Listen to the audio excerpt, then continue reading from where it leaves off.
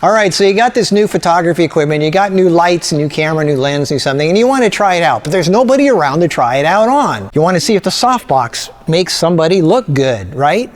Well, a mannequin head is a really good place to start because it's the size and shape of a human head, it's got hair and everything, but the reason a mannequin isn't the best thing to use for realistic results is because the face is perfect. Mannequin heads are like airbrushed. They're perfect. That's not what a real human being looks like. So if you want to see what effect that a softbox has on a human person, you need to have a more realistic face. So that's what I'm going to show you how to do, because this is what I did.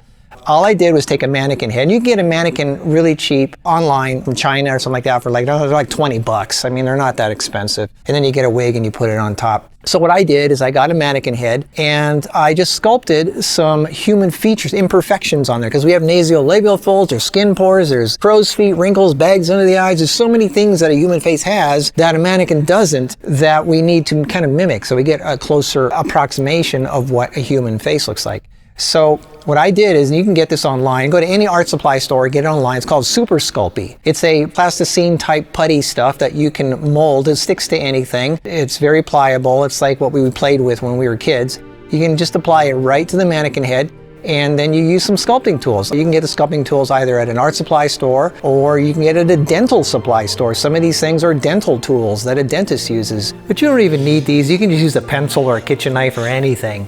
So you just start sticking it on the mannequin head. You can spray glue the mannequin head to make it stick better if you want. You don't have to. You only have to do the front part.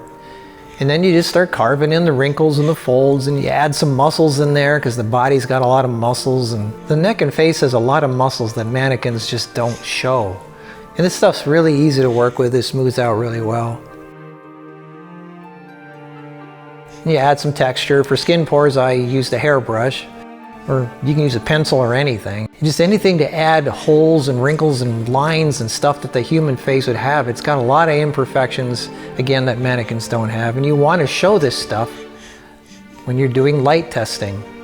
And this is what you want to try to deal with as a photographer. You want to have this stuff in your test model. If you can make this look good, you can make anything look good.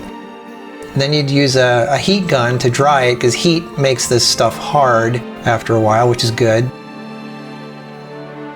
This stuff's already skin colored, so you don't have to add any color, but I like to add makeup because that's what the model does. You add some fake eyelashes, paint on some eyebrows.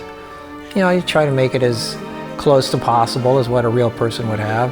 Then you add some hair and there you go. You've got something with more imperfections like a real person. Now, it's not the most pleasant thing to look at compared to the others, but if you can make this look good, you can make anything look good. That's the principle here. That's the concept. So you don't want a perfect face. You want an imperfect face. It's more human. That's what a real person looks like. So this is, for me, a more usable, practical subject to test my lights on. If human beings look like this, we wouldn't need softboxes. But this is what people look like. So this is why we need to test it on. And again, these things are cheap. You can get a mannequin head online for like 20 bucks from China or something like that. And then you get a wig at your local wig store. Those are pretty cheap too. And then you have somebody that's ready to go at all times. Anytime you need to test, bam, they're ready to go. I just have them sitting on light stands. So there's another weird, quirky, but practical tip from Markus at MarkusPix for photography. And girls, if you don't take care of yourselves, I'm going to add imperfections to your face. Oh yeah, okay. Yeah, all right, have an attitude. Anyway, subscribe to this channel. Stay tuned for more. Lots of free giveaway stuff and great tips for photography, video, and audio to help you have better results. MarkusPix, that's the channel. See you in the next one.